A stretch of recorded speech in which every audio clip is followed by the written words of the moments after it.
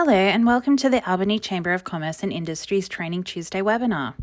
As a member organisation, we aim to connect our members with the right information at the right time. Our Training Tuesdays are a great opportunity for our members to teach other members valuable business skills. This webinar is Futurestorming, 6 Steps to Designing a One-Page Business Plan, hosted by Harvey of Service EQ. This live webinar is being facilitated by Kalia Erickson, the Events Manager of the Albany Chamber of Commerce and Industry.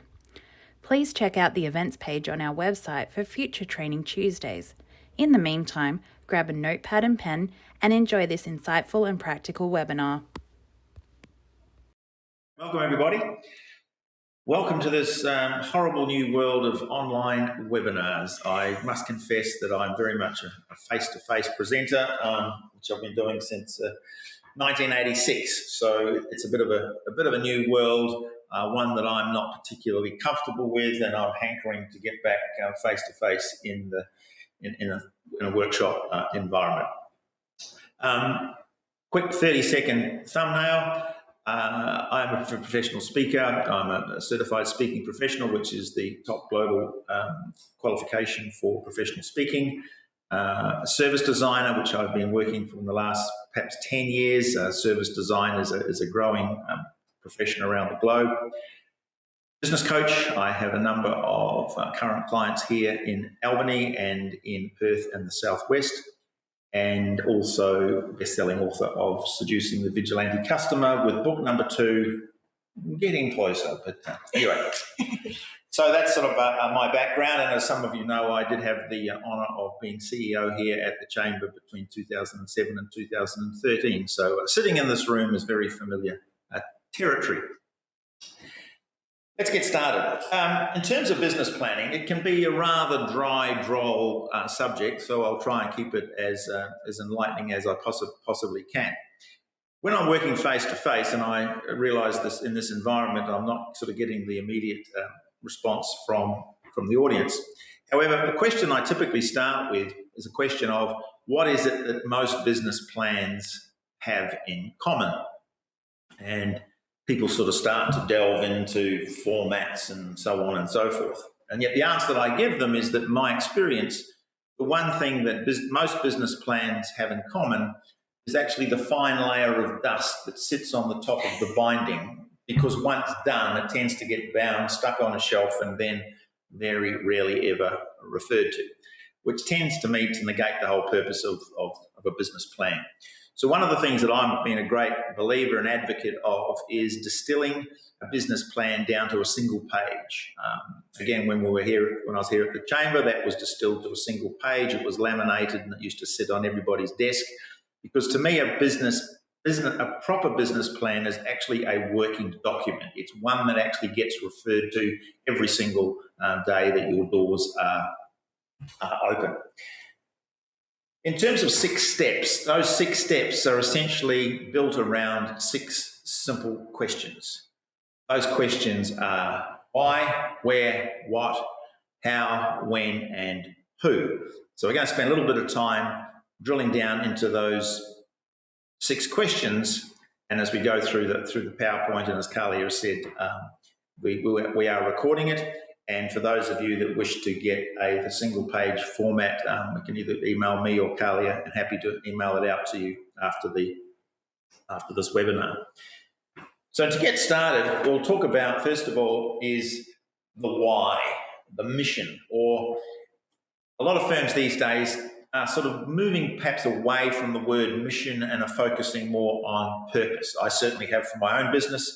I tend to use the word purpose as opposed to the mission, but of course a lot of management texts still talk about your mission, vision, values statement. So if mission is what you use, fantastic. So it's just whatever works best for you.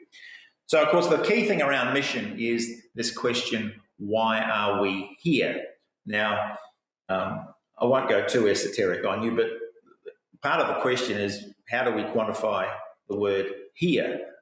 That could be, why are we here in our respective businesses, our respective business organisations? Why are we why are we here?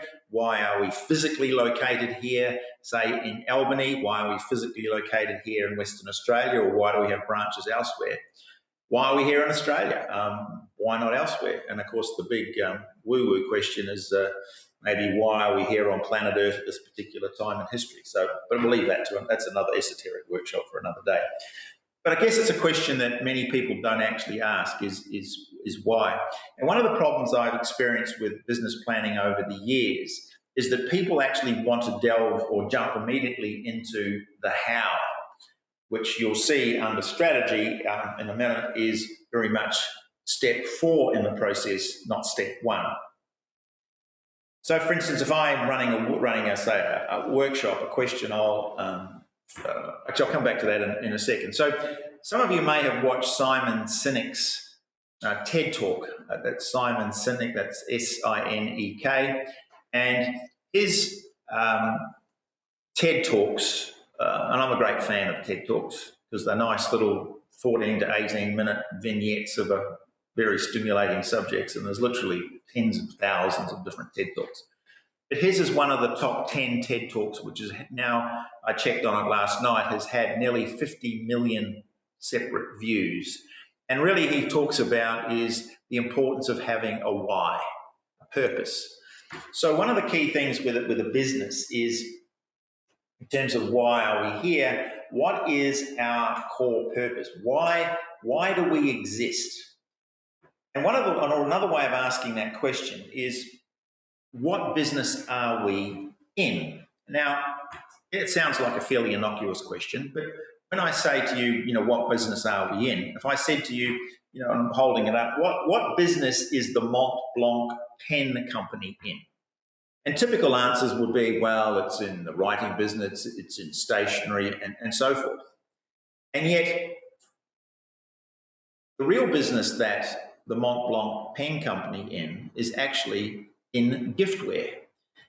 Because the Mont Blanc pen company know that the majority of their high-quality pens are actually purchased by person A as a gift for person B, or company A as a gift to company B. I mean, this was a nice gift from my kids a number of years ago.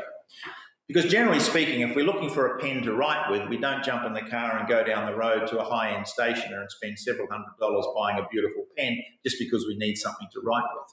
So obviously it makes a big difference to the management team at Mont Blanc knowing that they're in the giftware business, not the stationery business. Now, of course, it has to still be a high-quality writing instrument, but the question and answer are different when we ask, what business are we actually in? Now, another way of asking that question is, what is the product of our product? Because when you go out to buy a gas heater, sure, you actually physically pay for a gas heater, but that's actually not what you're buying. That's not the purpose of your purchase.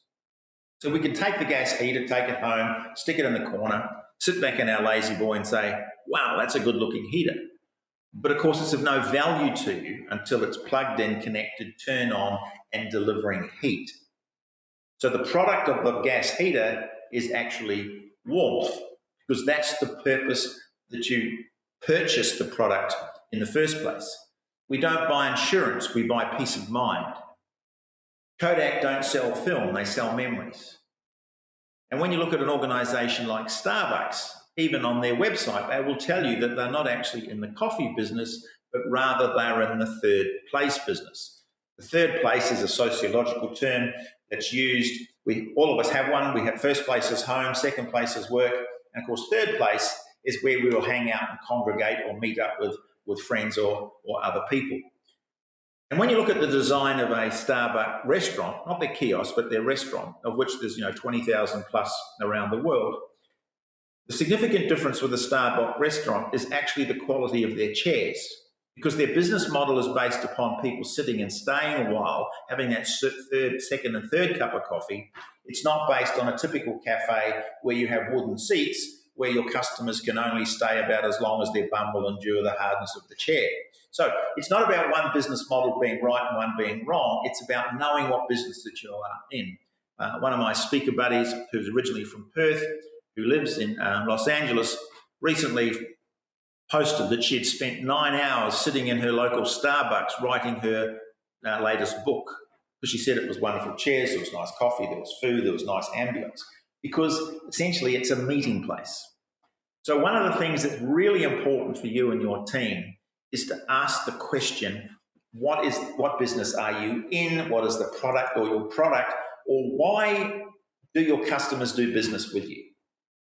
Because the answer to the question of what business are we in is not based around what it is that you do, but rather what it is that your customers receive. There's a big distinction there. Your business is not what you do, it's what your customers receive. What's the result, the benefits that they leave with having done business with you? It takes a little bit of thought to actually answer this question, because typically you might be in accounting practice and say, people say, what business are you in? Oh, we're accountants, oh, we're lawyers, or we're in hospitality, we're accommodation provider, or we're a civil engineering company. Sure, that's the name above the door, but your customer doesn't leave with 2 litres of accounting or half a kilo of lawyering. You need to understand what it is that they actually leave with. It's about the value that you're adding to their lives. That's the business that you're in. So here's just a few tongue-in-cheek answers that some companies have come up with. And you thought BMW made automobiles, when in reality they believe they make moving works of art.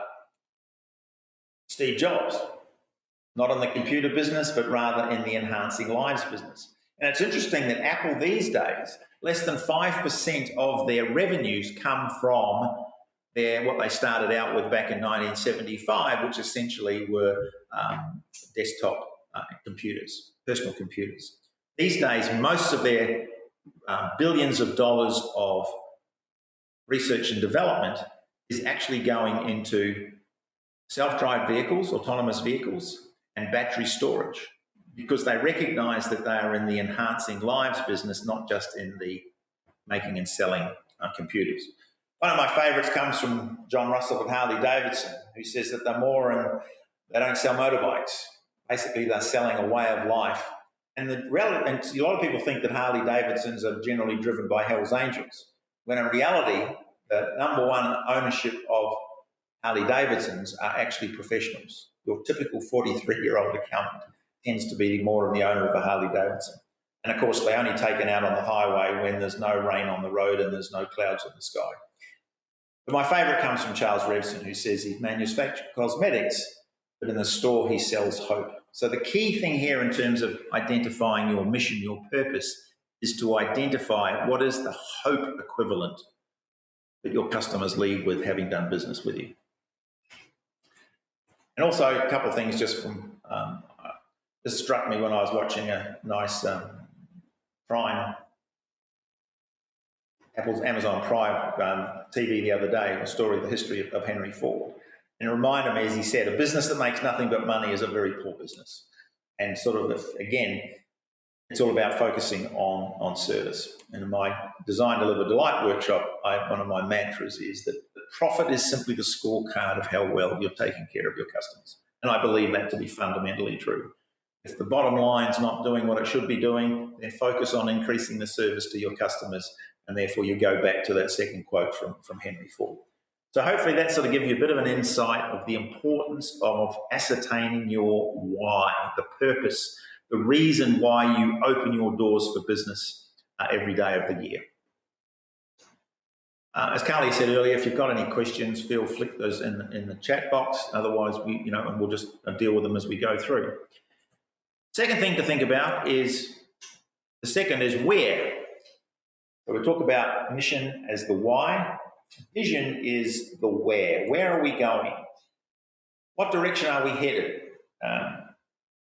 Some of you may be familiar with Alice in Wonderland, where Alice comes to the crossroads. And again, I would normally ask, who did she meet at the crossroads? Any clues, Talia? Actually, wasn't it Alice in Wonderland? Okay. So at the crossroads, she met the Cheshire Cat. And she said to the Cheshire Cat at the crossroads, which road shall I take? And the Cheshire Cat said, well, that's very much dependent on where you're headed. And Alice said, well, I know not where I am going. To which the cat replied, then it matters not which road you take. So we need to get clear as to where it is that we're actually headed. So again, in a typical workshop setting, I would say to the people in the room, how did you get here? And invariably, people have come from different directions. They've used different modes of transport to get there, but they've all ended up in this one place, this one venue, attending this particular one workshop. And the reason why they all got there was because there was agreement as to where everyone was headed. And so that's equally important with our respective businesses. We actually need to know where it is that we are actually going. Thomas Watson, who was one of the founders of IBM, International Business Machines, in his biography, he was asked, what do you attribute much of the success to IBM? Obviously now, all these years later, still they referred to it as Big Blue on the New York Stock Exchange. It's still a multi-billion-dollar-a-year organisation, still very successful. And he said, well, I attribute most of the success because I had a very clear picture of what the business would look like when I'd finished building it. He said, I could envisage this army of dark-suited, white shirt, red-tied, black-shoed salespeople all around the world selling international business machines.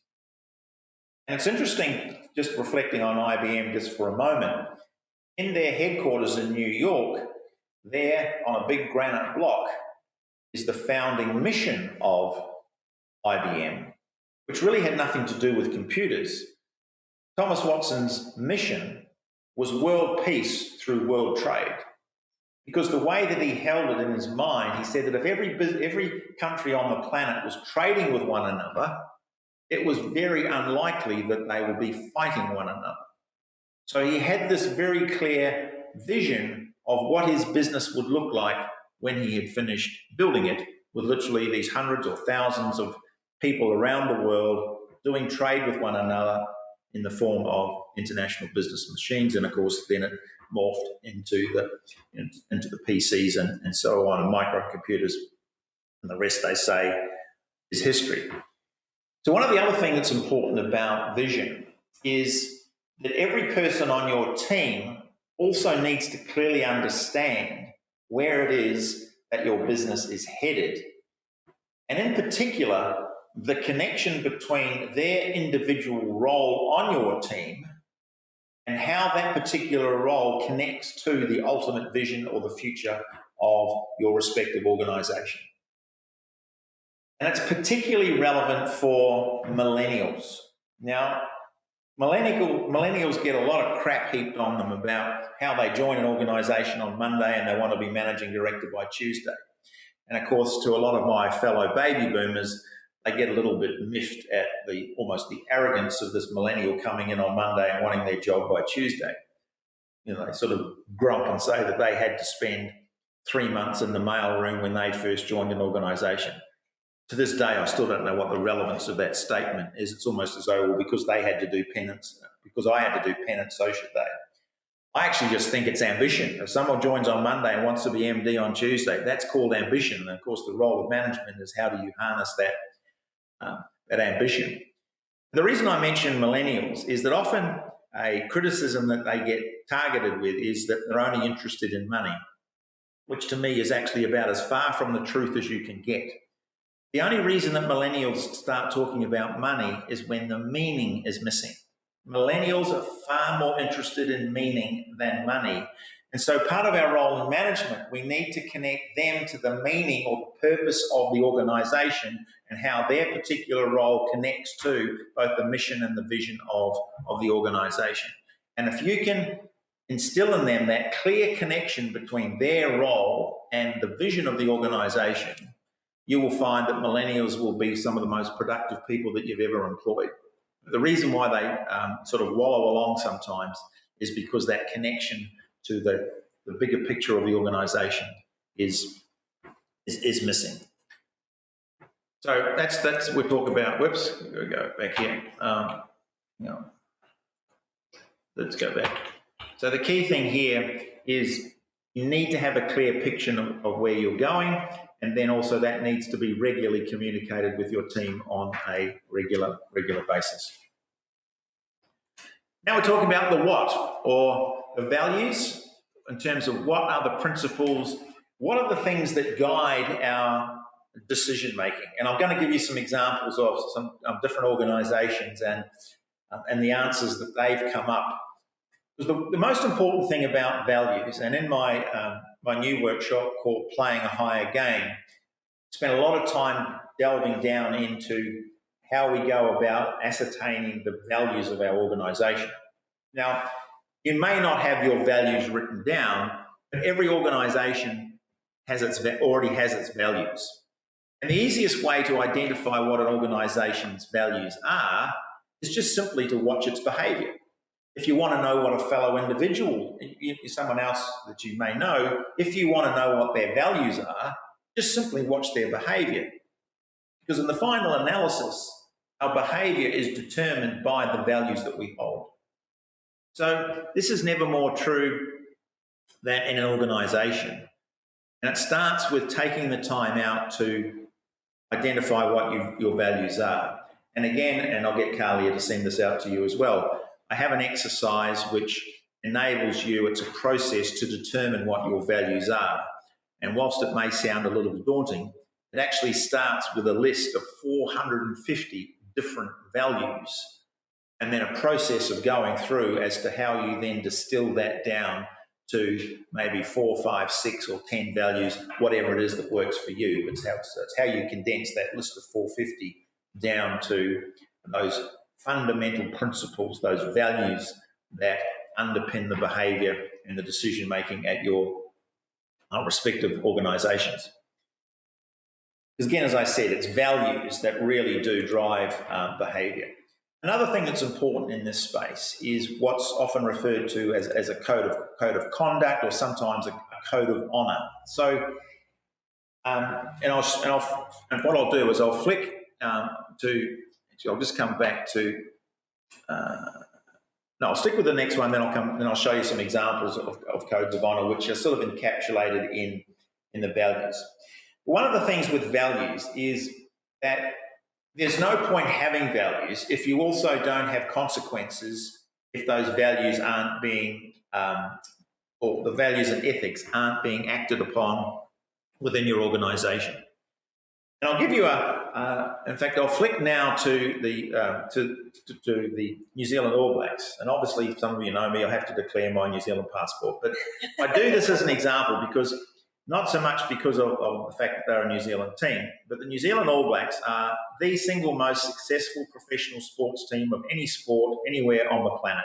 Their win-loss ratios over 100 plus years is approaching 90%. And so it's just far away superior to any other team in any other sport.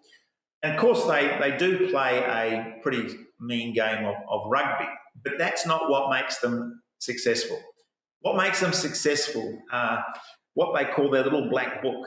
And in that black book are the values that every All Black must adhere to, otherwise they are simply not on the team. To give you an example in terms of how values and having consequences, there was an issue just a few years back, and I'll leave the players' names out of it, but it gives you an example. There was a particular All Black who was 10 minutes late for a practice session, and he'd also been drinking the night before. He was immediately dropped, even though he was probably one of the most valuable players on the team at the time. He was dropped for the team for 6 months because he violated the values and ethics and the rules of the game as terms of what it meant to be an All Black. Around about the same time, there was an Australian Wallaby who was also dropped for let's say less than desired behaviour. But what was interesting was that 2 weeks later, the Wallaby's replacement got injured, and the Wallaby brought the player who'd been dropped back onto the team. In other words, it was like, well, we sort of have a consequence, but it really didn't suit us, so we didn't adhere to it. And I have to tell you that that is one of the major differences between the New Zealand All Blacks and the Australian Wallabies, not because of their ability to play rugby. The Australian Wallabies can play rugby just as good as the All Blacks. But what's missing with the Australian Wallabies is a culture that everyone on the team adheres to. And of course, you all know the brouhaha that's going on with the Australian rugby at the moment. They need to get some values and ethics in place that everybody plays by. So on the screen before you, these are the stated values of the New Zealand All Blacks. That no one's bigger than the team. It's about being great. And when you play a game for the All Blacks, you leave everything out on the field. There is not almost an ounce of breath in your lungs when you come off the field. And the other one too, the last one, which they said they unashamedly borrowed from the Sydney Swans, is that there are no dickheads. There are no dickheads on the field. There are no dickheads off the field. If there's the slightest sniff of domestic violence of any All Black, they are immediately dropped from the team. There is no capacity for any dickhead behaviour. In other words, they basically go back the next one. It's either front up or F off. And that's stated, written down, and that's why they are the most successful professional sports team, because there is no negotiation accepted of any of these stated values of the New Zealand All Blacks. I've got someone's just asking for a question, but I'm guessing you can't type the question in, is that right? You might be listening on your phone. No, she's not going to be able to answer me. I'm just going to unmute them. Is that okay? That's cool, yep. I'll just unmute you and we'll see if this works. Oh, I can't do it from this one. Okay. All right. Might have to move on. Yeah, we'll move on, and I'll maybe if you jump on your social media and ask me on there, I'll be on the Facebook page for the Albany Chamber of Commerce. I'll put a post up on there. So in terms of Apple, their whole, going back to their bottom value of think different, that came out in a Super Bowl ad. I think it was early 80s. And of course, Apple have always been a company that has thought outside the square. And that was driven by Steve Jobs, who, of course, as we know, wasn't perhaps the easiest person to work for because he was just so demanding to get things right. But also it was just sort of almost this contrarian behaviour as an organisation. As he said, why join the Navy when you can be a pirate? And that sort of underpinned the type of people that are attracted to the organisation. Some of the, as he talked about in the ad, they were the misfits, they were the mavericks, they were the people who weren't prepared to draw within the lines. And of course, to date, Apple was the first company to have a capital value of $1 trillion. It's dropped back a little bit and is now sort of playing second or third fiddle to Amazon. But again, these are the values that drove Apple. Another one you may be familiar with is Atlassian, which is a highly successful Australian company with Mike Brooks-Cannon and Scott Farquhar, who are based in Sydney. It's now they're both two of Australia's youngest billionaires. I highly recommend that you make a note of this. Go and have a look at atlassian.com.au, or even you can search it on YouTube and just go to Atlassian Values Video. And there's a very short, probably 3 or 4 minute video where Atlassian employees are talking about, very candidly, about what it's like to work at Atlassian.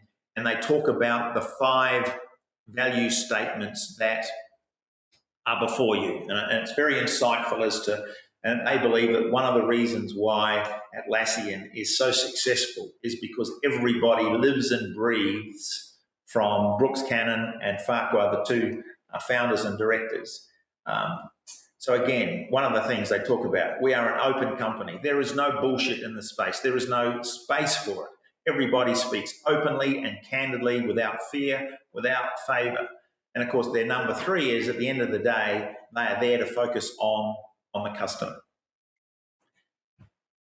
From my own company, there's just me, but again, it took some time over years. So I talk about purpose and principles rather than mission and values.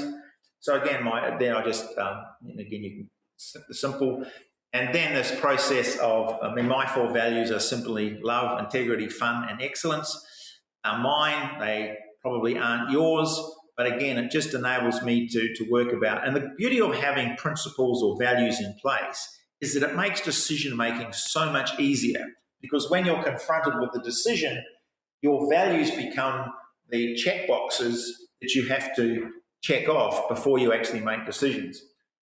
Working recently with one of my coaching clients in Margaret River, and he said one of the great things that's happened in our work together was him clarifying his values and actually getting back in love with his business, because he said he'd sort of lost his way a little bit and he realised that he actually wasn't living his values. And he said, now when I have business opportunities before me, he said, I just reflect on my values and the decision-making process becomes so much easier. Because if something doesn't fit with my values, it's so easy just to say, no, thank you for the opportunity, but I will move on. So I encourage you to take the time to ascertain what your values are, and then, of course, make sure that everybody on your team understands those values and lives by those values. It's also good to have those values in place during your recruitment and induction processes, because you need to find people who share similar values. If you have someone on your team that doesn't share your values, you've got an ongoing problem with that particular employee. So then now let's look at the how. The how is very much, we've worked out why we're in business, we've worked out where we're going, we've worked out the values or the principles upon which we're going to build the business and which determines our behaviour. So now how do we put that into practice, which comes down to the strategies. So with regards to the first thing in strategy is we have to work out, well, what in fact are the categories of work to be done. I'm just going to quickly flick to the next slide. Oops. Oh, it's not going to do that for me. Okay, all right. If you escape, we can flick forward. That's right. I'll just flick forward to it and then I'll come back. So, okay. So with regards to, what I'm talking about when I'm talking about categories of work, I've just thrown a few up there. Some of you won't have some of these, others will have more than that. But you have to have as part of your plan, excuse me, identify effectively everything that needs to be done in order to make your business successful, whether you be a single person business consultancy like mine to could be, say, even the Albany City, which has, 250 odd employees, or the Albany Regional Hospital, which has several hundred, or you might just be a small to medium enterprise with somewhere between 10 and 30 businesses. Again, and some of these roles might be spread across a couple of, might have one person that's responsible for a couple of these. Obviously, in larger organisations, you would have teams attached to all these different categories of work to be done. But it's important to identify what it is that actually needs to be done. So I'm just going to flick back. So apart from then having the categories of work to be done, there is no point in identifying work if you then don't allocate the resources to that particular category of work, or give your respective employees the resources that, of course, enable them to actually do the job that they've been enrolled to do. One of my simple leadership strategies is, in leadership, we have to give people a clear picture of what the vision is. We have to give them clear job descriptions in terms of their KPIs and what's expected of them. We then have to provide them with the resources in order for them to do the job. And then the key role of leadership is then get out of their way. Get out of their way and give them the space and time to shine. There is no room in modern business for micromanagers. In fact, I believe that micromanagement is probably the #1 productivity killer in most modern organisations. Give people a vision, give them a job description, give them the KPI, give them KPIs with the resources, and get out of their way. So in terms of strategy, the vision, categories of work, resources required. But then, as I also, and I'm reiterating this point, is this understanding of how how an individual's role on the team connects not only to the mission and purpose, but also how it connects with all the other roles on the team. Another thing, as businesses grow, one of the things that happens from a bureaucracy point of view is you're all familiar with the term silos, where you suddenly have admin that don't talk to finance, you have sales that don't talk to marketing, you have production that don't talk to, let's say, the human resources team. Again, there's no room for micromanagement, no room for silos. Everyone needs to know what their connections are with the team, with the vision, and with everyone else. So strategies are the plan of all the work that needs to be done to realise the vision of the organisation. Which then comes to objectives, which is the when. So we've identified where we're going. We've worked out how it is that we're going to achieve that vision of our organisation in the future. But then we have to assign some objectives to the strategies. In other words, we need to put in place specific targets, goals, and those milestone events along the way. So that could be in terms of market share, it could be in terms of overall revenues, it could be in terms of profit percentages, it could be just in terms of number of branches, it could be numbers of employees, particular markets that you wish to operate in, it could be you want to go to different states, it could go to international. Again, it's about sitting down and taking the time, what are those specific things that we are aiming for today, next week, next month, next year. Now, in the past, it was sort of almost, particularly management of the 80s and 90s, was that you have to have a 5-year plan. As we all know, particularly in the current circumstances, my 5-year plans are pretty much useless at the moment. So one of the things that I'm very much a fan of are what I call 90-day plans. A guy called Tim Ferriss wrote a book called The 4-Day Week. 4-Day Week, yeah, and effectively what I advocate with my clients is that you actually break your year down into 4 quarters, 4 lots of 90 days. Because 90 days is something that you can feel, you can kick it, you can taste it, and you can actually almost give it a hug. Whereas if you start to go out around 12-month goals and 2-year goals, they become a little bit nebulous, hard to quantify. And as we all know, when a little speed bump comes along, those sort of plans become a little bit irrelevant. So I'm a great fan of having 90-day plans. And so this whole process of Futurestorming, I encourage my clients to take time out every 90 days to spend a day on their business. Some of you will be familiar with Michael Gerber's work around his books around the E-Myth, where he talks about the taking time out to work on your business. I do that religiously every 90 days. When I do my quarterly BAS with my numbers in front of me, I will do a review of the last 90 days and a preview of the next 90 days. And I encourage you to build the same habits within your organisation. And you schedule those dates in advance and they become non-negotiable dates. So put them in your diary now for the next 3, 6, 9 months. And that's the day that you're going to take time out to work on your business. Now, if it's good enough for all divisions of General Electric all around the world, if it's good enough for the Starbucks of this organisation to have those same disciplines, then it's certainly good enough for me. And I encourage you to develop similar disciplines with your own organisation. Every 90 days, take a day off to work on your business. A 90-day review, 90-day preview. And that will keep you in touch as to how you're tracking against the specific targets and goals and milestones that you've actually already agreed with your team previously. So it's again and I guess I touched on a little bit, is what are the measurements that you're going to put in place?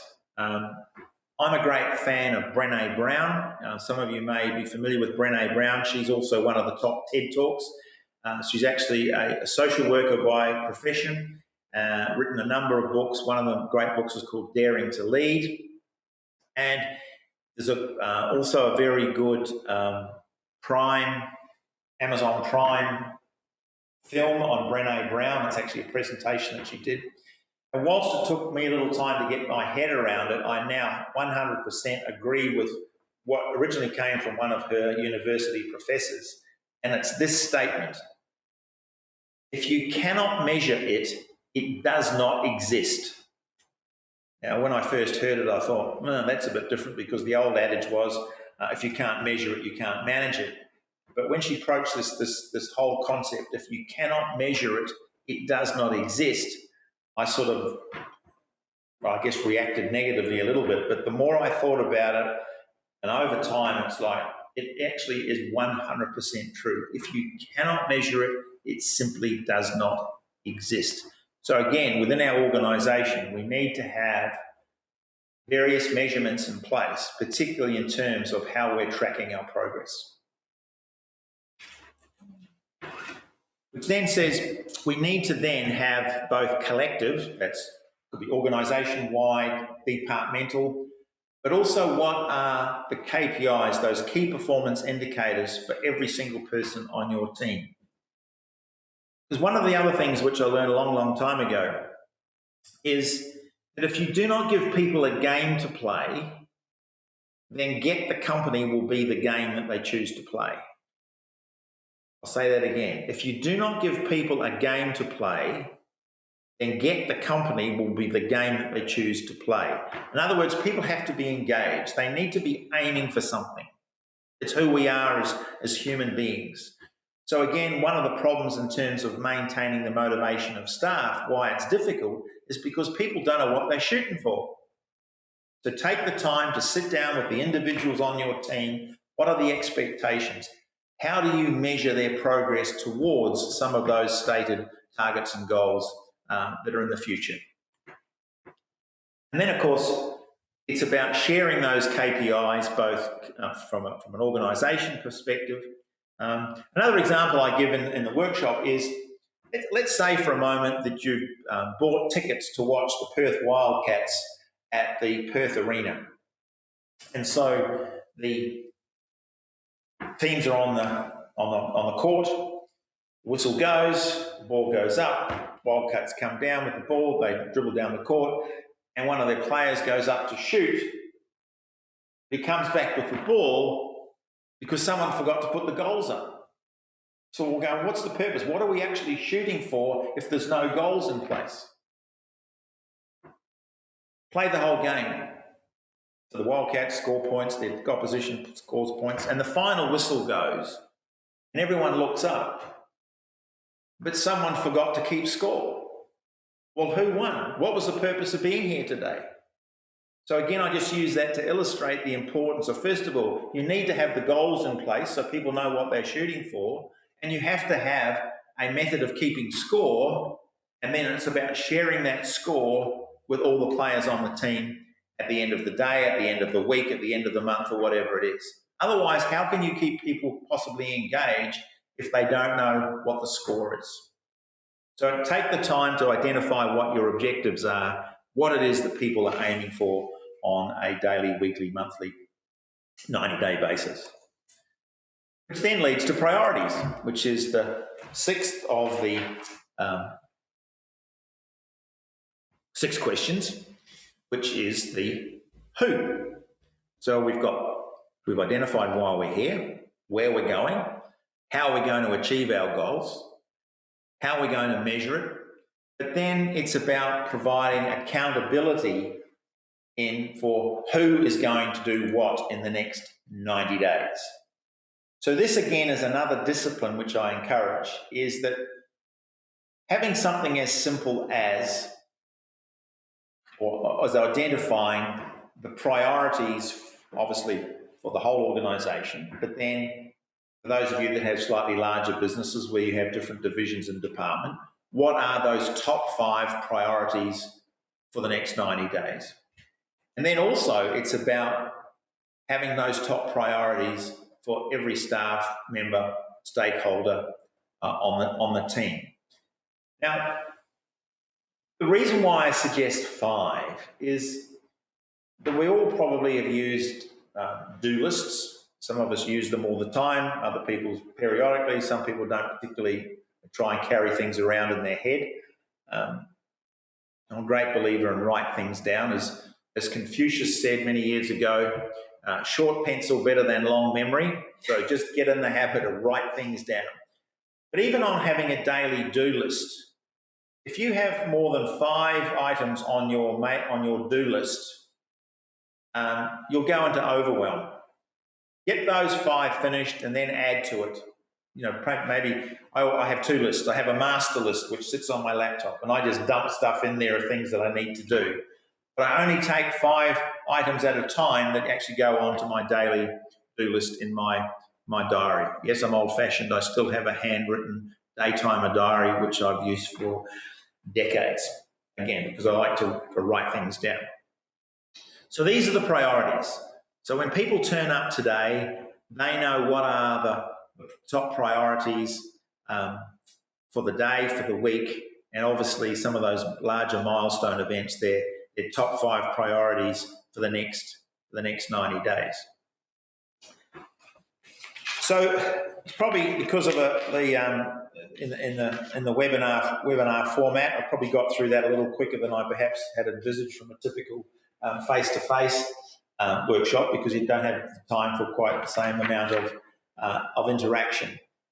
But hopefully that's provided you with what I think is a relatively simple format based around 6 questions. Why are we here? Where are we going? What do we believe in? What are those values that underpin our every move? How do we plan to fulfill those goals, the strategies? How do we measure it? Really drilling down into those specific objectives that we're aiming for. And then who's accountable for what on a daily basis. And I can't emphasise enough, and I know I'm sounding a bit like a broken record here, people need to know how they're connected to the whole. It's that whole thing around team. You know, there's a couple of acronyms that we're familiar with. Together excellent, alone mediocre. Together everybody achieves more. I mean, the reason why some of these things hang around is because they're so true. You know, as someone else said, the reason God created others because you can't do everything on your own. So and I think there's some truth in that as well. So just simply, hopefully that's a simple format. If anyone's got any last questions, jump onto chat box.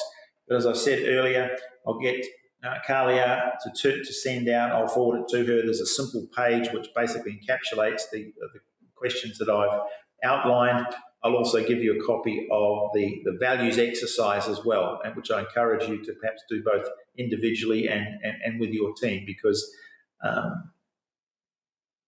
as you give those examples I gave you from the All Blacks and Apple and Atlassian, etc., that's partly what makes those organisations great, is the clarity of the values and the adherence to those values that everybody on the team sticks to on a daily basis. Any questions we've got there? So we've got, I think it's Nicola at Design, saying thank you so much. That's awesome. Now I've got a lot of homework to do, and I think that's probably like one of the first questions is specifically what would you recommend people do right now? Because obviously a lot of the time you come out of these webinars and you're like, oh, that was awesome. There's so much I can do. So maybe if you can give them a bit of home play, sure. And I might even send them an email in a week's time and just check in and say, hey, how'd you guys go with that? Have you done it? Yes. Because then it keeps that action going. It does. So again, I would still pretty much stick to the sequence from the why, where, what, how, when, who. But don't beat yourself up if you can't ascertain the why by lunchtime tomorrow. That typically takes that's a bit of a work in progress, because you're probably going to need a couple of maybe even cups of coffee with a couple of clients, and to be asking those questions. Why do you do business with us? What's what is it that you actually take home having done business with you? That'll probably be a little bit of a mystery to some of your customers because they've probably not quite ever answered the question as well. But if you think about, to me, the gas heater is probably the most simple example. Yes, you sell gas heaters, but that's not what people are buying. They're buying warmth. So it's like, what is that warmth equivalent that people leave with from having purchased your product or service?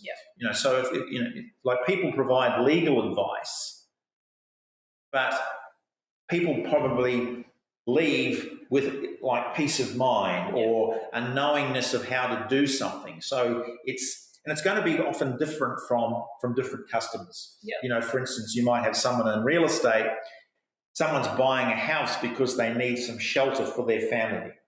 But another person might come in looking to buy another real estate property to add to their portfolio as part of their self-managed super fund. So for one person you're selling, I guess, a security for a family, the other one you're selling financial advice, those sorts of things. So we need to drill down to find out, as one of the questions I asked is, why is that particular customer standing in front of you at this particular moment in time? What's the real reason that they're there for? And that's, as I said, the key thing about the answer to the question of your mission is not so much what you do, but rather what it is that the customer leaves with. Nice. All right. Thank you. I've got a question here from Judy asking, do you have a bigger business plan with more detail as well, or do you just work off that one page 90-day plan? Okay. I particularly work off just the one-page plan. However, there are numerous sites, and in fact, if you give Tracy a call out at the Small Business Centre, and in fact the SBDC, Small Business Development Corporation, they have a number of business planning templates that go in like the multi-page documents. But just remember that most of those business planning, those expanded business plan documents, generally they were designed by banks and finance companies as forms to fill out in association with a finance application. This is specifically designed to the doingness that you do on a day-to-day basis. So you can obviously, of course, go into more, grandiose plans in terms of expanded markets and everything else. But this is about getting you and your team focused on what is your prime responsibilities on a daily, weekly, 90-day basis. So there's different reasons for this one-page business plan as to those multi-page plans that your bank may require you to fill in support of renewing a mortgage or something like that. So they fulfill different purposes. Okay, great. I hope that answers your question, Judy. Just let us know. And then we've got another question here. It's any tips for a simple team exercise to workshop discussions regarding the values and purpose with entry level as well as like casual staff and that sort of thing? Okay, so one that I've just done with one of my clients here in Albany, they provided this values exercise which we'll send out, and they gave it to all the members on their team. It was a team of about 10. And they asked them to go through and to identify what they believed were the top 10 values as it related to their company from a company, a service provider perspective. And I think they drilled it down to, they're still in the process, but they're now down to about 10, and they're now distilling it down to they want to do around about 5 or 6. So again, it's like, that can be like, well, what are we famous for? It could be like one of my values is excellence. That's what I strive for. Others, another one of my clients who have a number of hotels in Western Australia, one of the things that they talk about are family values, because it was a company that was founded a number of generations ago. So one of the things that they're working on is about, and it's not formal totally, but it's like traditional values, exceptional service. So it's about, so again, there's not one cookie cutter approach to it. It's about coming up with something that uniquely encapsulates who you are, how you play the game, what are the rules that you play by. So, for instance, as an example, in some organisations, there is an expectation that men will turn up with a collar and tie. Now, that's not right or wrong. It just is that's the value of a standard within that organisation. And yet, if you go to places like Apple or Atlassian, people are there in board shorts and t-shirt, and because it's almost like that rebelliousness is part of the culture of those very leading edge IT companies. And that's sort of, they attract the rebel, the maverick that I talked about. Whereas if you think about, say, airlines, everyone's in uniform and they have very structured ways of doing things, because you don't want a flight attendant rewriting the safety manual at 35,000 feet. You need people on your team who are going to are very compliant, who will follow the rules and they will stick to the rules. Yeah, that's you don't want those people on an advertising creative team who are coming up with out there crazy ideas for clients. Mm. So again, it comes back to who you are, what you do, and the underpinning values that that are who you are, which will reflect on your behaviour and even just the nature of the people that you have on your team. Yeah.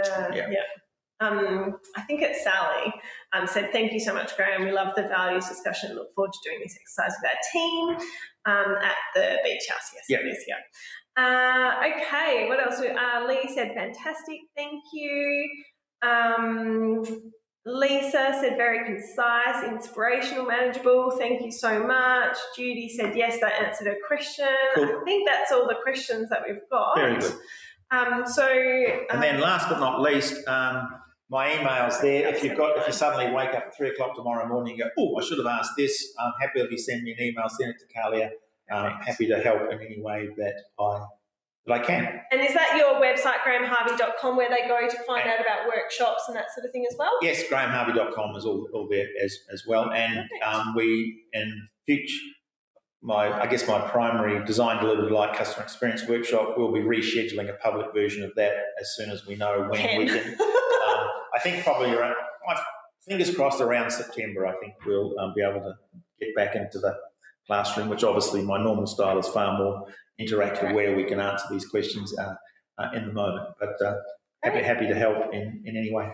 Thank you so much. I'll get that email out to everyone with those particular attachments, and I might contact Tracy from Business Great Southern as well and see if we can get that longer version for anyone that wants it.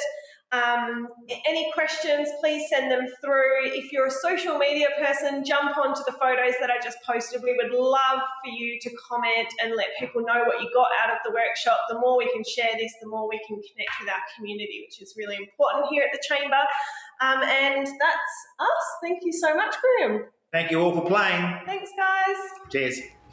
Thanks for watching. Please follow the Albany Chamber of Commerce and Industry on Facebook and Instagram to find out more about future Training Tuesday events.